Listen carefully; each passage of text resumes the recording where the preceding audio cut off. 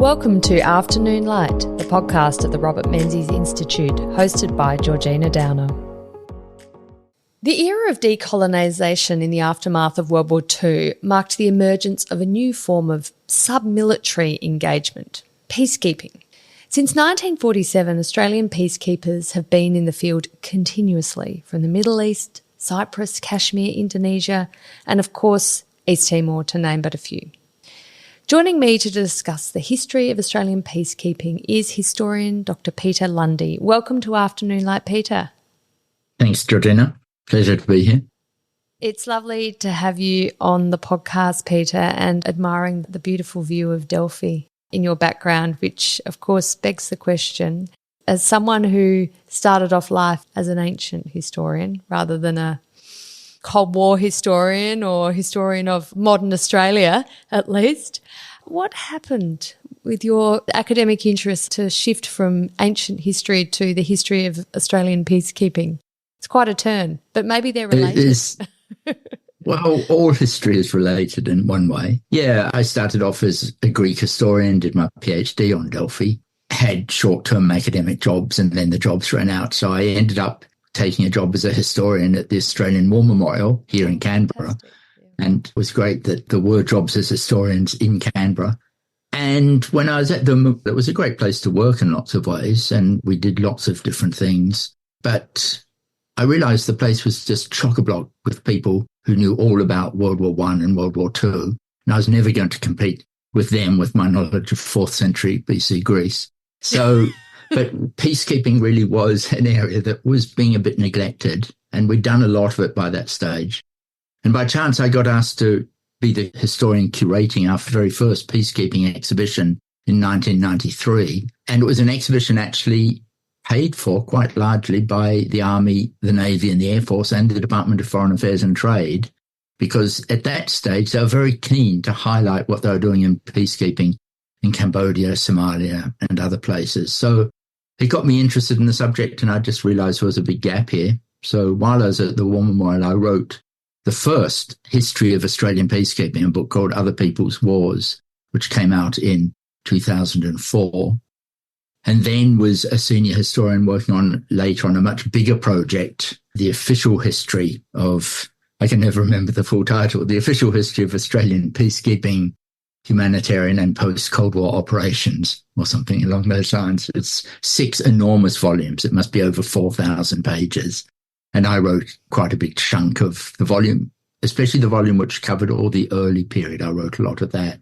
And then later had a chance to go back and teach classics again at ANU. So I sort of have one foot in the ancient world and one in the modern world, which it's interesting. Yes, my understanding of ancient history always helps me understand modern history and vice versa. Not because things are the same, but sometimes because you can see the ways in which things are different.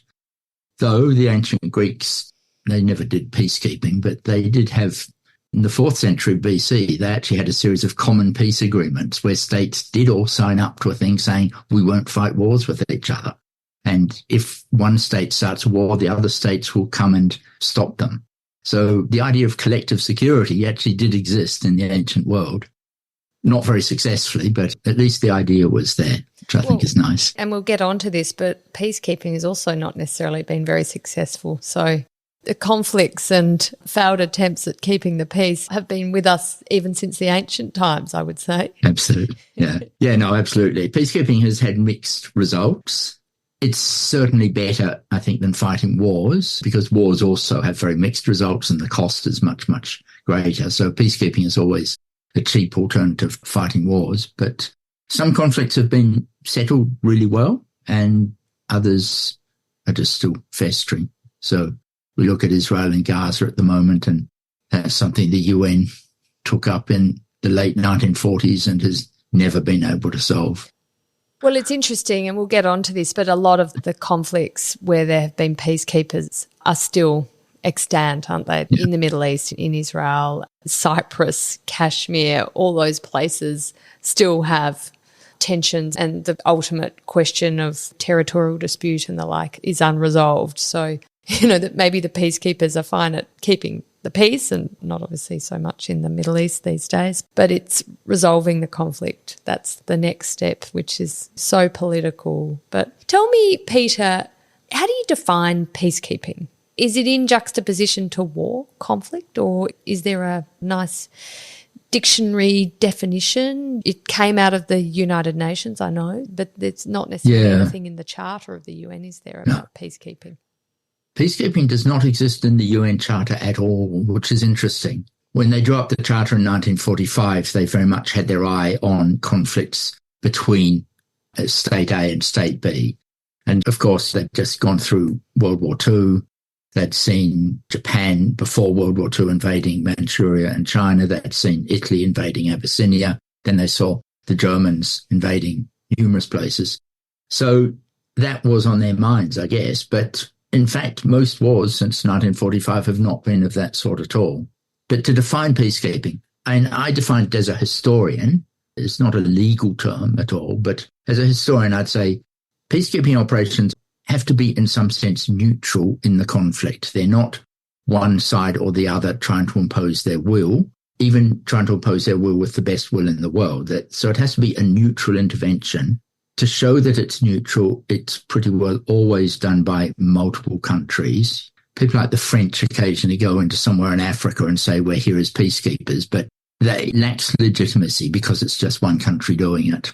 Peacekeepers are there because of conflict, not because of cyclones or tidal waves. And they're trying to do many different things. They may be trying to avoid conflict flaring up. They may be trying to monitor a ceasefire when people have managed to stop fighting. They'll often be out there negotiating with local commanders to try and stop flare-ups of fighting.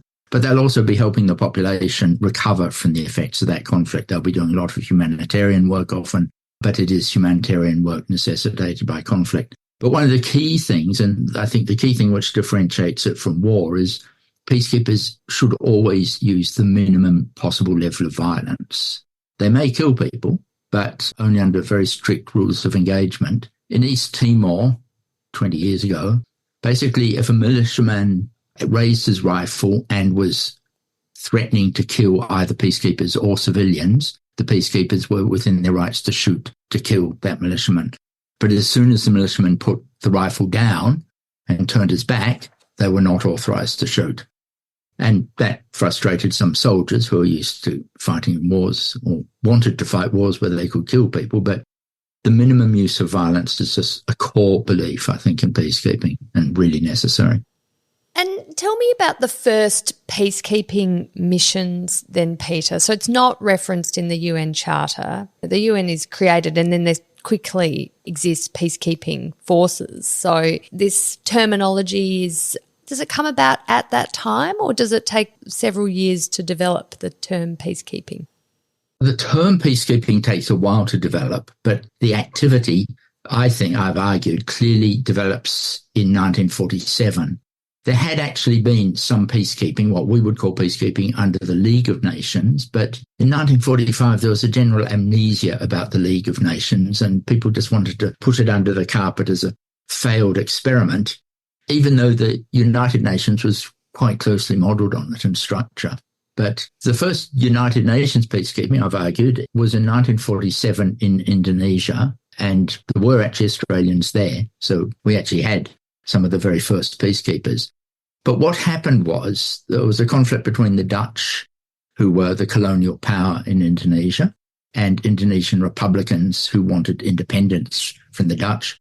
The Japanese had occupied it in Indonesia during World War II, but as they left, they allowed the Indonesian Republicans to declare independence. So it's like a little hand grenade thrown into the Dutch colony. And so by 1947, there was a standoff and each side controlled some areas, especially of Java and Sumatra. Then the Dutch mounted a police action, an invasion of Republican territory, and now the world got interested, and both India and Australia referred it to the United Nations, who imposed a ceasefire and set up a diplomatic commission to report on whether the ceasefire was being observed. But at its very first meeting, this diplomatic commission, which included an Australian representative, said, we can't do this by ourselves, just diplomats and their assistants. We need some military officers.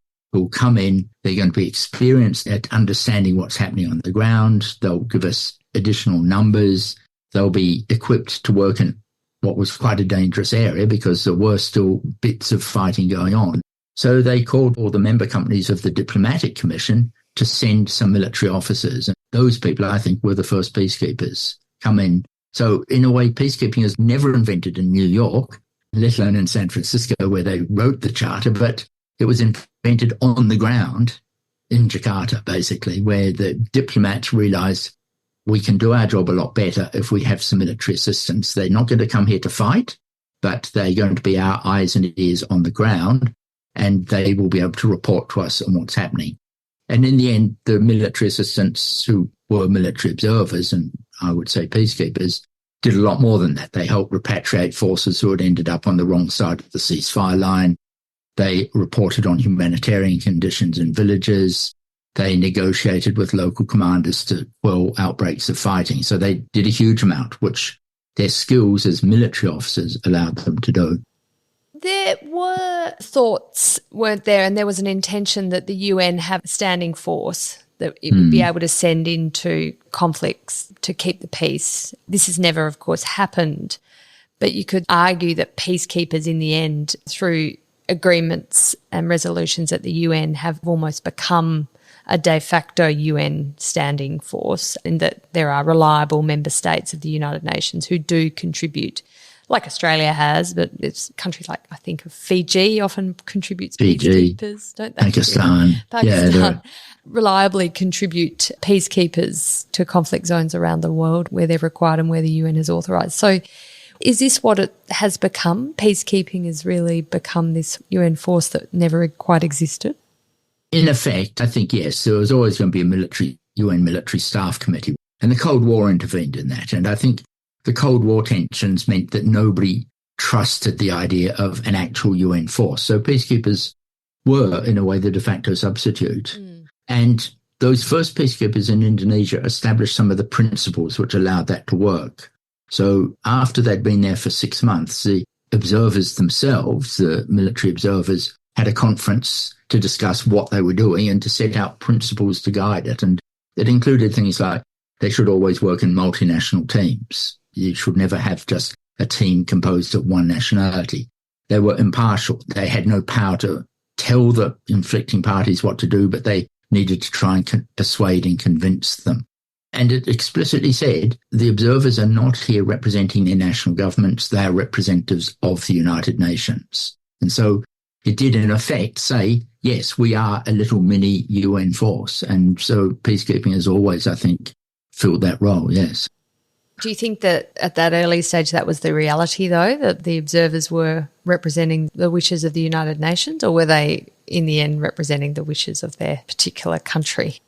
It's a bit mixed, but by and large, I think they were reasonably representing the United Nations. At the same time, they came from countries which had radically different views about the conflict itself. Australia, under its Labor government, and especially under H.V. Evatt as External Affairs Minister, were very strong in favour of decolonisation, and so they instinctively, in a way, supported the Indonesian side. The British were much more inclined to be on the Dutch side. The relationships with Holland in Europe were important to them. The US, which also had some of the observers, tended to be a bit on the fence and was ultimately the most influential country in the situation. And you get odd cases where observers write reports about there'd been some atrocity or something, and they go to investigate it. And there's one case in particular where there are about 3 different reports written by observers from different nationalities. So they came at it with different views, but I mean, partly that could just be different personal worldviews, but yeah, they do reflect the views of their countries to some extent. So total impartiality is always hard. Yes. Australia was there because we wanted Indonesian independence to succeed, in all honesty. But equally, people did their best, and I think when they saw killing happening or whatever, they would stop it regardless. Obviously, the influence of Doc Evatt, the External Affairs Minister, on Australia's involvement in the UN and these early UN actions is really key. He was a great believer in the United Nations. He was absolutely core to its establishment. What were his and Prime Minister Ben Chifley's pronouncements around this mission to Indonesia? Did they articulate it in terms of Australia's contribution to Indonesian independence, or at least eventual independence, or was it couched in terms about the UN is this new body and it has this role to keep peace and stability in the world? I think Everett probably did believe the last thing you said, that he was a great believer in the idea of the United Nations. He'd been one of the people at the conference which drew up the charter. He was a true believer in the UN itself. He was later president of the General Assembly and always said that was his proudest position, the position he was proudest of. That's because he never but there were other people, I guess. Well, no, he would have liked that. Yeah. But there was also a pragmatic thing there. I think they saw the writing on the wall and thought, Indonesia will be independent. It's going to be our nearest neighbour and we need it to be a friend. Everett at one stage proposed quite a large buffer force that Australia would provide a big part of, and Chifley was more pragmatic and just said, no, we're getting all our troops home and we're not going to provide that sort of thing. We're trying to demobilise. So a small number of military observers was okay, but a large buffer force was not. So Chifley was quite the pragmatist. The other important person, though, is the Secretary of the Department of External Affairs, a man called John Burton, who was a real idealist, certainly a believer in decolonisation, and whose parents had been missionaries in China. He came at it from quite a radical viewpoint, especially in Australia then, of being very sympathetic to the colonised, very sympathetic with Asian cultures, and he really helped push the cause towards Indonesian independence as much in a way as Everett himself did. Everett was off very busy in the 40s trying to solve every conflict in the world. I mean, Everett had grandiose ambitions. So Australia was involved in the conflict in Greece after the Civil War there. Everett put himself forward to be a mediator in Kashmir, but people thought he was probably too abrasive for that. And it was partly this view that Australia as a middle power, it was a sort of view which then I think got taken up much later. Australia as a middle power should be a force for good in the world, and that especially in Asia and the Pacific, we should be the main represent the British Empire. So we should take a leading role ahead of Britain in this region. So there's a whole tangle of motives there in a way. The election in 1949, of course, marks a change in government from the Chifley government to the Menzies government. Was there a change in approach to these sorts of missions with the change of government, or was there a sustained commitment to peacekeeping, even if it wasn't called peacekeeping back then?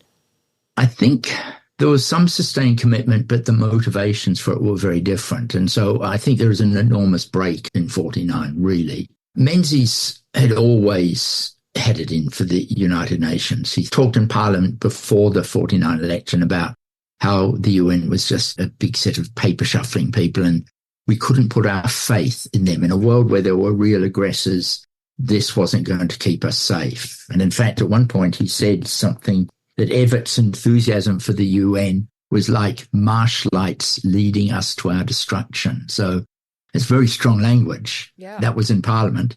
So I think it's safe to say that a desire to support UN operations didn't really figure after 1949. Everett had already been involved in some of the negotiations about Kashmir, and that continued under the Menzies government. We sent Sir Owen Dixon to be mediator in Kashmir, unsuccessful as it turned out, but that was significant.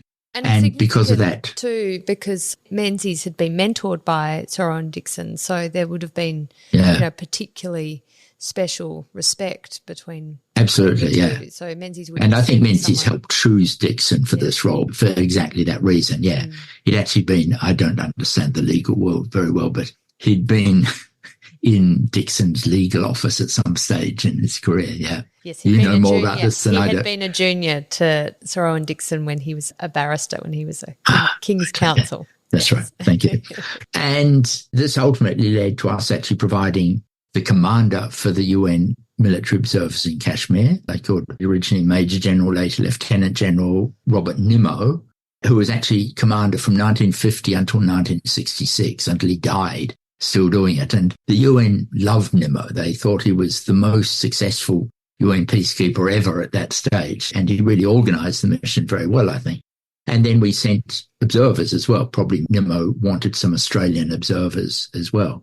But for Menzies, I think Kashmir was important because it was a conflict between two British Commonwealth countries. He was appalled at this idea of India and Pakistan, these two newly independent countries in the British Commonwealth, fighting each other. And as we know, Menzies was very attached to the Commonwealth, really regarded Britain as a more important ally than the US, possibly unlike some of his foreign ministers, but his external affairs ministers. So it was partly seen as a Cold War conflict. They didn't like this idea of conflict among our allies, and there was always this threat that this could let communism in, and it was a British Commonwealth matter. So the fact that it was a United Nations operation, I think, just had no weight for Menzies, probably. Yes, so you're saying he saw it through the lens of an intra-Commonwealth conflict rather than as a threat to global peace and security.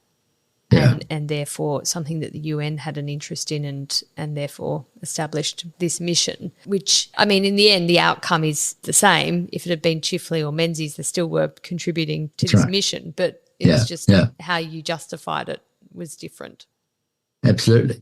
And we had observers in Kashmir until a Labour foreign minister, Bill Hayden, pulled them out in 1985. So they were there for over 30 years.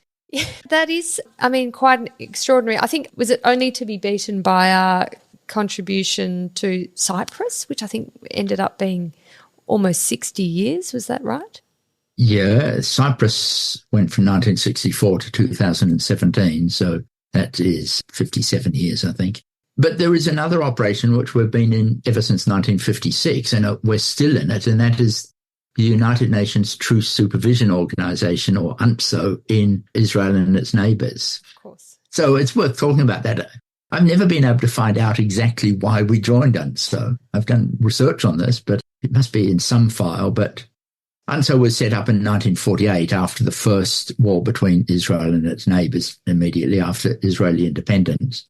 And basically they were military observers who monitored the ceasefire lines originally between Israel and Egypt, Jordan, Syria and Lebanon. So we joined it in 1956, before the Suez Crisis. I used to think perhaps it was connected with the Suez Crisis, but it's not. I think we just joined it because we'd just been elected to the Security Council for the second time. So, and that's interesting that even though the government is somewhat less interested in the United Nations, we're actually quite keen still to be a member of the Security Council. It was actually our second term on the Security Council. Elected either to the Security Council. I mean, maybe it was easier back then, but there are a lot more members now, so it's harder now. But yeah, it shows actually real enthusiasm for the UN.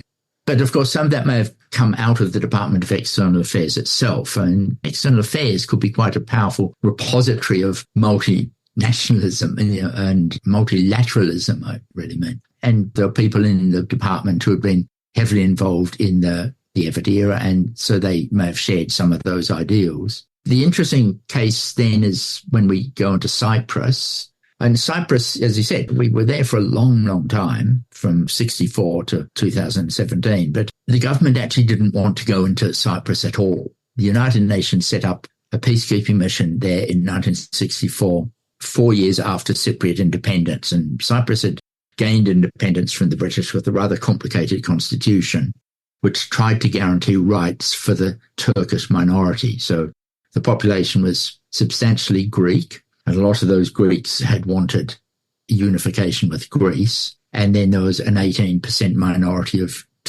ethnically Turkish people. And so it was always a complicated situation. Things got rather chaotic, and the UN set up a peacekeeping mission in 1964 and immediately asked Australia if we would contribute some troops. They really wanted Australian soldiers there. And the government just was not interested at all. By 1964, we were very worried about Indonesian confrontation. So we're very wary about sending troops back to the Mediterranean. The government didn't want to send troops, and in the end, that answer went back to the UN. Okay, we can't send troops. Then the UN decided that in the Congo, where Australia only had a very few people, it was an enormous UN operation, 20,000 men, but very small Australian contribution indeed. But they wanted some civilian police, which they'd tried in the Congo and it worked, so they wanted them in Cyprus. So they came back to Australia and said, how about sending us some civilian police? And again, the government said no. But this time, some of the officers in the Department of External Affairs itself decided to fight a rearguard action and say, no, we really can't keep saying no to the UN like this. And yeah, we understand we don't want to send troops when we're worried about Indonesia. And of course, this is only a year before we end up in Vietnam, which was also an insurance policy about Indonesia in some ways. So the same arguments don't apply for the police. So a guy in particular, a First Assistant Secretary called Patrick Shaw, argued really strongly there are all sorts of reasons why we should show willing. Cyprus actually is quite important because of the Eastern Mediterranean and all our trade going through there. It's a Commonwealth country, which I guess was designed to appeal to Menzies. But also the arguments were about supporting the UN. If we want influence over the future of peacekeeping, and by now they were calling it peacekeeping, we need to show that we're willing to contribute. And if we want, and he explicitly made this argument, if one day we want the UN to get involved if there's conflict with Indonesia over Malaysia, over confrontation, we need to show that we support the UN and we're willing to go and help the UN in other places.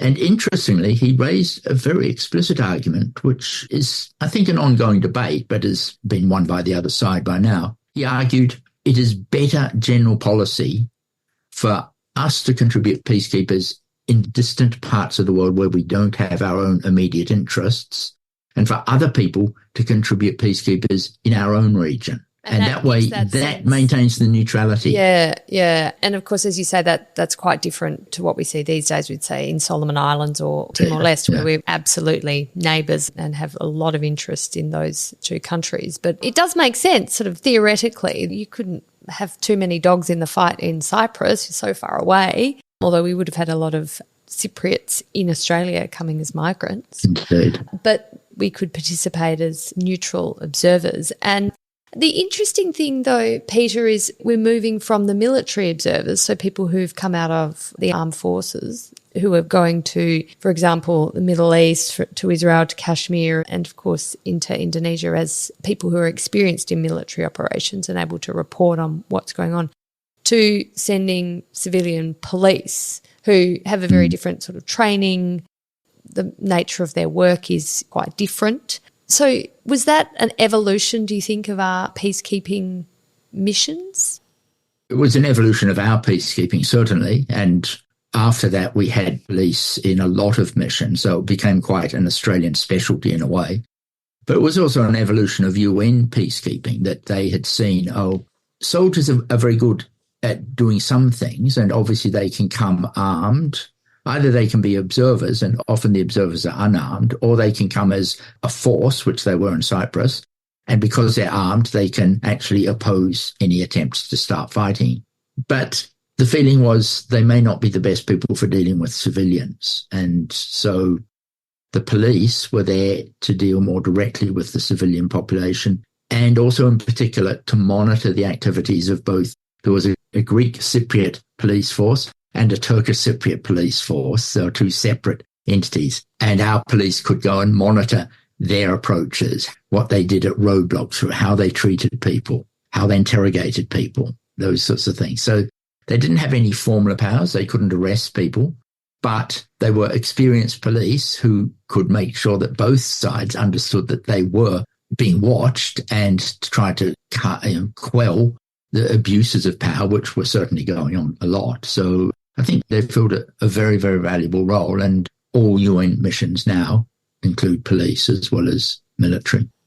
It's interesting that our early peacekeeping missions aren't very commonly known. People who have an interest in peacekeeping will be able to quickly point to, the Solomons and the East Timor mission, and that were, of course, incredibly high profile. And I think there's an element of pride in what Australia participated in and helped bring about, and of course Cambodia too. But those early missions are pretty low profile. Do you think that is because it reflected, say, the nature of the Menzies government's commitment to the UN and liberal internationalism, and so it was downplaying the importance of those missions? Or were there just other distractions that were much more high profile? Because, well, I mean, we've found here in our own research, it's quite hard to find material on what the government ministers and Robert Menzies were saying about these missions. It's almost not in the records, which seems extraordinary because we were investing Australian personnel and resources in these missions. So you'd think it would have been pertinent to public debates, but not the case as far as we've found. No, it didn't really hit public debate very much in those days, partly because small groups of officers who were being sent, it wasn't like sending a big contingent somewhere. And I think when we sent originally, the initial contingent in Cyprus was 40 police, and that did get some amount of media coverage because suddenly, we're sending this whole unit of police somewhere. With the observers in places like Indonesia and Kashmir and the Middle East with UNTSO, they so much went off as individuals and got attached to the UN that there seems to have been very little Australian awareness of them. During the 1973 war in the Middle East, it was discovered that we actually had no way in Australia of knowing. We wanted to know whether our peacekeepers were safe, and we had no direct way of knowing where they were at that time. There was no, I think later they did make more formal reporting back to Australia, but really we just put people on a plane and said, okay, you're off to join the UN now. We paid their salary, but that was about it. But it just, I think it's really sad that those early missions are so forgotten. The fact that we were engaged with the UN from such an early stage, and the fact that in Indonesia in particular, we actually were part of a group who made a difference. And we listed earlier some of the unsuccessful UN missions, but Indonesia was a success. The UN in Indonesia helped negotiate independence for Indonesia in December 1949. So actually that's a great success for the UN. I think Australians got very distracted by things like the Korean War and then later the Malayan Emergency, Vietnam. And it's a sad fact, and I do blame this mainly on the ancient Greeks actually, we find war so fascinating. Yes, we're just fascinated by people fighting wars. Yeah, it makes for good reading. And what peacekeepers do is enormously valuable, but it's at a sort of a low-key level, which doesn't sound so exciting. Yet I've interviewed lots of peacekeepers and they have amazing stories to tell about what they're doing.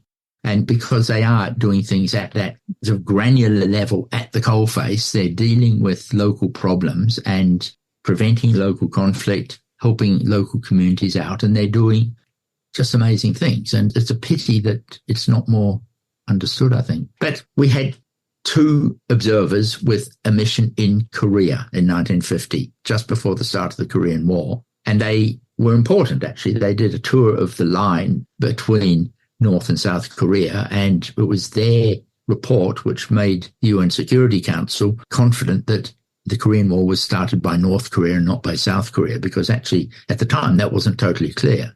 Before this happened, though, Australia had been asked, the UN had said to Australia, well, this is great, you've sent these 2 observers, but could we have one more observer and a more senior person, perhaps a brigadier or something, who will be the commander of all the UN observers in Korea? So quite a prestigious appointment. Yeah. And these are, of course, military people, as you... Military, as they were in the early stages. Yeah.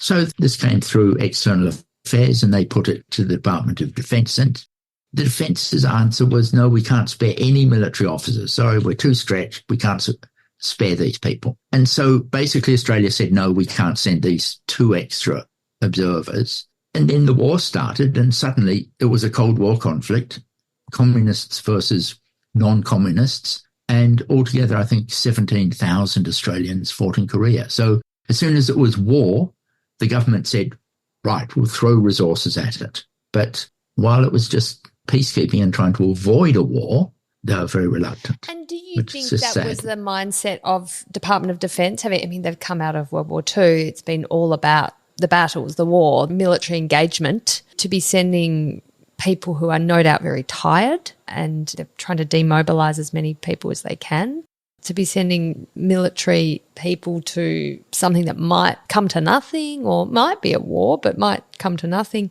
just seems like not the best use of resources at a time when they were really trying to they were stretched for funding and they were trying to demobilise people, Yeah. And that's true, but I think it's a misjudgment in that case, and it's sad that they thought that way. because, there was a real opportunity to do something. And for a long, long time, in fact, once we were in Korea, most of our military observers in places like Kashmir and the Middle East were reserve officers. They weren't very often regular army officers. And that changed quite suddenly around the mid-70s when we were out of Vietnam, and suddenly the regular army thought, we don't have anything to do now. Right. And so they all got very keen to go on peacekeeping missions. And so the reserve officers got pushed to one side, and after that it was mainly regular officers who did it. We're obviously extending beyond the Menzies era into the 70s, but this is where you do see Australian peacekeeping changing quite a bit and how we conceptualise of it. And as you say, we're actually serving military officers and soldiers into peacekeeping missions as opposed to reservists. So, Department of Defence's attitude is changing, the government's attitude is changing. Is that as simple as it was the end of the Liberal government after 23 years in 72 and Whitlam came in and he had a different way of conceiving of the role of the UN and the role of Australia in that international system? It's partly that. Whitlam was an enthusiast for the United Nations and went and spoke to the General Assembly and basically said, we want to be the first people asked for peacekeepers whenever you have need. Here. Wish Australia to be always among the First Nations from which the United Nations would ask for peacekeeping forces. We shall be among the first to respond. Yeah, and he meant that. It was very heartfelt, I think, and it just happened that there weren't many opportunities in his 3 years in office to do it. But some of that did carry over. So offers which had been made by him, there was a thing called the United Nations Emergency Force set up after the 1973 Middle East War. And Australia was very keen to supply troops to that, but that was under Whitlam. In the end, it's always a problem for the UN. They always have to produce a force which has a balance of military capabilities that they need, but also a political balance. If you talk to Australian peacekeepers, they often are critical of other countries' peacekeepers, but we just cannot have a situation where peacekeeping forces are sort of made up of sort of white Western armies. So it has to be a broad-based thing politically. But anyway. And why is that? I mean, it might be an obvious because answer, the UN has to, the UN has to be seen as representing the whole world. It cannot, although many of the principles in the Charter are basically white Western principles, and that gets criticised, especially today by people like Russia and China and so forth, do rightly say, well, so for these liberal internationalism is basically a Western construct. So, but still, the UN they still has have a permanent seat in the UN Security Council. They do, and they're not giving that up. So. No, exactly. So I'd be interested in seeing how they suggest that the rules should be rewritten. Well, quite. Well, that's a big discussion for another day, I think. But the UN just has to appear as the representative of the world community, and that is its strength. That's the one great strength the UN has. The UN is not a rich organisation in terms of its funding. It's actually tiny compared to all the big powers around.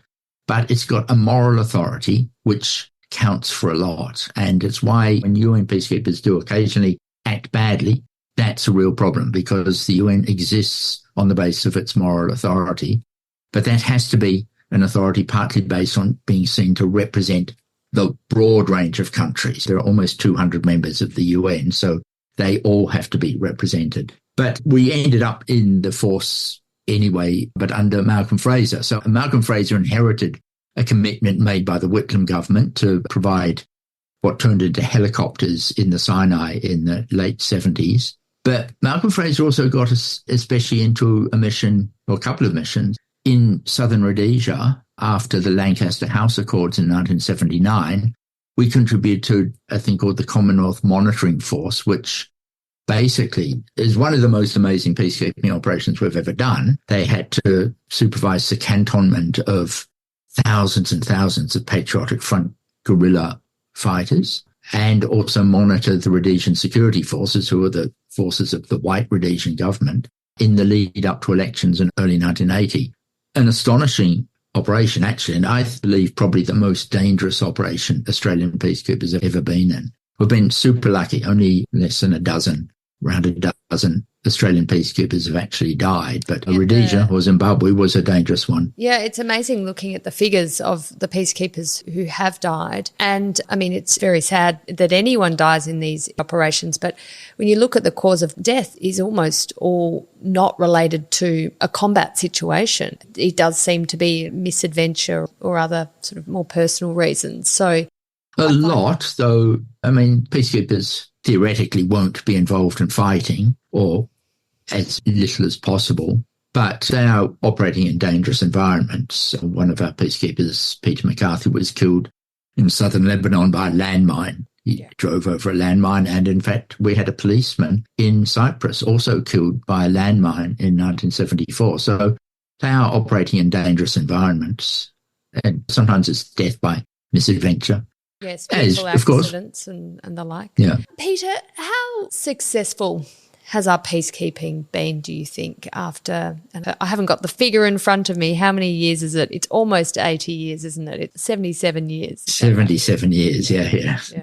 I think it's been, it's been mixed in terms of overall success. And part of the problem is ultimately the peacekeepers can't make peace. They can keep peace while the diplomats and the politicians make peace. The peacekeepers' job isn't to enforce a peace settlement. That has to be negotiated. And people do forget that. And they often say, well, why can't the UN be more successful? But the UN also is a club of powers, and some of those powers, especially the permanent 5 members of the Security Council, throw their weight around. And so it can be very difficult for the United Nations itself to solve conflicts. We've been, I think, involved in perhaps 4 or 5 truly successful peacekeeping operations, and it's important to remember that. Indonesia, you have to count as a success because the aim was to sort out a conflict between the colonial power and the local people who wanted independence. It got sorted out, and Indonesia became an independent state without bloodshed. There were bits of bloodshed. The Dutch mounted 2 so-called police actions, but basically very little fighting. And so that's a success. Cambodia, I think overall is a success story, but also Rhodesia or Zimbabwe is a success story. In Zimbabwe, the job was to maintain peace between the 2 groups who had just been fighting a civil war for 10 years, in a very, very brutal civil war, for long enough to hold free elections. They held free elections. Everybody knew, and I've talked to senior British Army officers and so forth, and they all knew Mugabe would win that election because he represented the dominant tribal group, and because politics were operating along those tribal lines, he was always going to win. So that's democracy. Mugabe may have turned out to be a very bad leader, but our job was to help Zimbabwe become an independent country with free and fair elections to start it off. That was the job, and we succeeded in that. Cambodia, similarly, the democracy hasn't always been perfect, but we did, after a long period of first genocide under Pol Pot, then a long period of occupational puppet state under the Vietnamese, and factional fighting and so forth, with the Khmer Rouge still a factor. Under John Sanderson, who was the UN force commander in Cambodia, the UN force succeeded in calming things down enough to hold free elections in which the vast majority of Cambodians voted. So that was a successful outcome, and whether we like Cambodian politics now or not is a matter for the Cambodians. East Timor, after a very shaky start, after the referendum in East Timor, the UN was totally unprepared. The UN had an unarmed group there to handle the referendum itself, which had a substantial Australian component, and they were not prepared for the violence which the militia in East Timor launched after that referendum. And so it took time. An intelligence failure? I think it's a political failure, and I think it's a failure which is actually quite embarrassing to Australia still. In the recent, there's now an official history being written of East Timor, which the government would never let us include now. We asked several times to include East Timor in our multi-volume history of Australian peacekeeping, and the government would never agree. And it's now been included in a new official history of East Timor, Iraq and Afghanistan. And they've had enormous problems getting the 2 volumes on East Timor cleared. In fact, one is still in the pipeline, and wanted to cut out a lot of stuff because I think Australia is a bit embarrassed about its own role in East Timor. It's of complicity with the Indonesians, We were very, very reluctant to do anything which could offend Indonesia. And trouble was you actually needed to be fairly firm with the Indonesians because the militia who launched the violence in East Timor were mainly based, they came out of West Timor, part of Indonesia. So the UN failed at that point, but then authorised Australia to mount an operation Interfet, and that was basically highly successful in ending the fighting and setting East Timor up. And then there was a series of further UN operations. So basically East Timor, I'd say, is a success story. And Bougainville also before that, earlier than that, after a long secessionist movement and civil war led by the New Zealanders. Australia always likes to remember our role, but the New Zealanders actually took the lead role first because they're actually more acceptable to the Bougainvilleans than Australia was. Australia was seen as being, we'd actually supplied some of the helicopters that the Papua New Guinea Defence Force used to drop some of their opponents out of over the sea and that sort of thing. So we were seen as a bit too close to Papua New Guinea. And in the end, Australia could take a leading role. This speaks to that evolution of peacekeeping forces from being distant to the conflict to actually being very proximate and invested in the conflict in terms of being close neighbours or... Yeah, and that's been the huge shift. The comparison there is with the 90s in the sort of the era when Gareth Evans was Minister for Foreign Affairs and clearly believed, like Everett, that he should be solving every conflict in the world and did a huge amount in places like Cambodia. Australia took a really leading role in the settlement in Cambodia, but also we're doing peacekeeping in Western Sahara, Somalia and Rwanda. So, not always successfully, but can I get back to your original question about how successful it's been? Very quickly. You have time? Okay. Sometimes you look at an operation and say, well, that wasn't a success. And Somalia is probably a good case of that. But in fact, the Australian 1st Battalion of the Royal Australian Regiment in Baidoa in Somalia in early 1993 was hugely successful in ending fighting and protecting the distribution of humanitarian aid. And they really went above and beyond. The battalion was commanded by our current Governor-General, and they really did a good job of sorting that area out. The sad thing then, I think, is that Australia, when the UN wanted us to replace it with another battalion, well, not the UN, well, it would have been, it's a bit complicated. It was a US-led operation, but then the UN was taking over again. They wanted Australia to continue, and we said, no, we were only promised 4 months, so that's going to be it.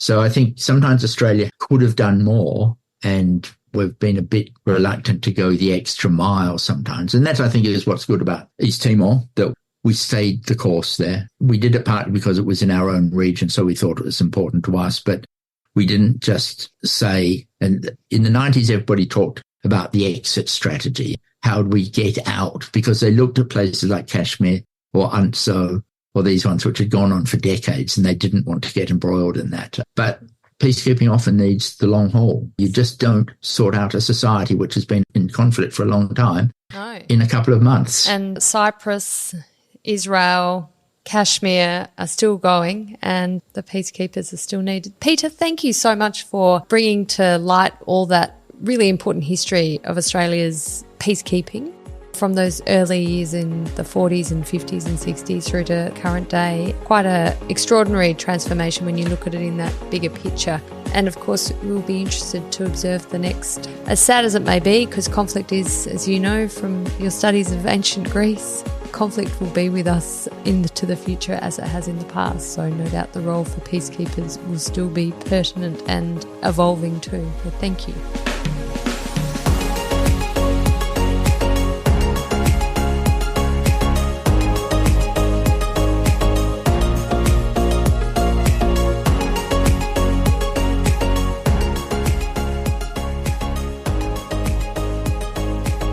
That's it for this week's episode of Afternoon Light, the podcast of the Robert Menzies Institute. Please make sure to subscribe and catch up on our latest online content on our website or on Twitter, LinkedIn or Facebook.